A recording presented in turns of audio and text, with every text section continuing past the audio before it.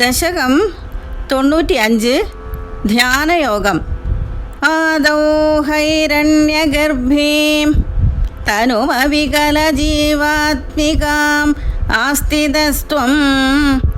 जीवत्वं प्राप्य माया गुणगणखचितो वर्तसे विश्वयोने तत्रोद्वृद्धेन सत्त्वेन तु गुणयुगलं भक्तिभावं गतेन छित्त्वा सत्त्वं च हित्वा पुनरनुपहितो वर्तिता हे त्वमेव सत्त्वोन्मेषात् कदाचित् खलु विषयरसे दोषबोधे विभूमन् भूयोऽप्येषु प्रवृत्ति सतमसि रजसि प्रोद्धते दुर्निवारा चित्तं तावद्गुणाश्च ग्रथितमिह मिधस्तानि सर्वाणि रोद्धुं तुर्ये त्वय्येकभक्ति शरणमिति भवान् हंसरूपी न्यगादीत् सन्धिश्रेयांसि भूयांस्यभिरुचिभिदया कर्मिणां निर्मितानि क्षुद्रानन्दाश्च सान्दा बहुविधगदय कृष्णतेभ्यो भवेयु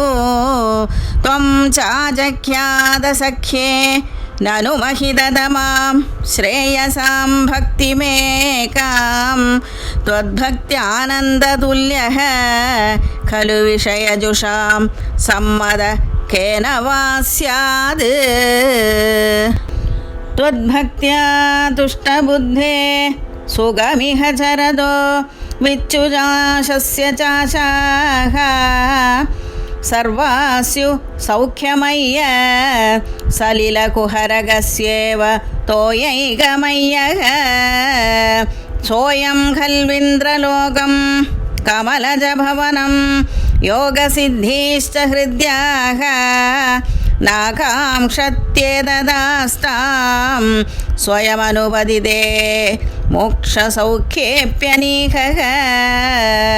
त्वद्भक्तो बाध्यमानो बीजविषयरसैः इन्द्रिया शान्तिहेतोः भक्त्यैवाक्रम्यमाणैः पुनरपि खलु तैर्दुर्बलैर्नाभिजय्यः सप्तार्चिर्दीप्तिदार्चिर्दहति किल यथा भूरिदारुप्रपञ्चं त्वद्भक्त्योघे तथैव प्रदहति दुरितं दुर्मद क्वेन्द्रियाणां चित्ताद्रीभावमुच्चै वपुषि च पुलगं हर्षबाष्पं च हित्वा चित्तं शुद्धेत् कथं वा किमु बहुतपसा विद्यया वेदभक्तेः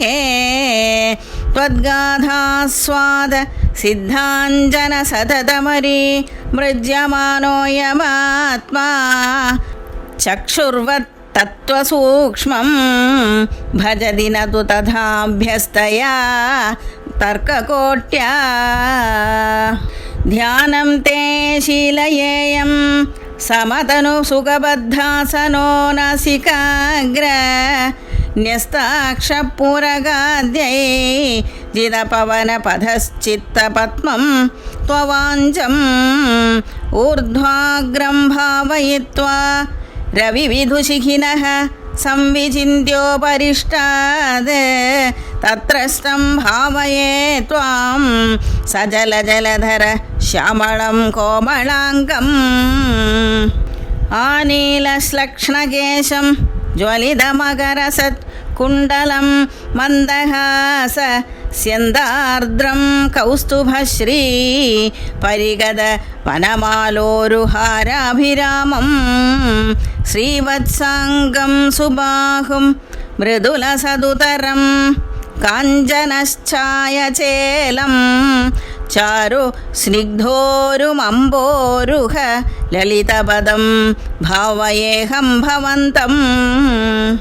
सर्वाङ्गेष्वङ्गरङ्गद कुतुकमिति मुहुर्धारयन्नीशचित्तं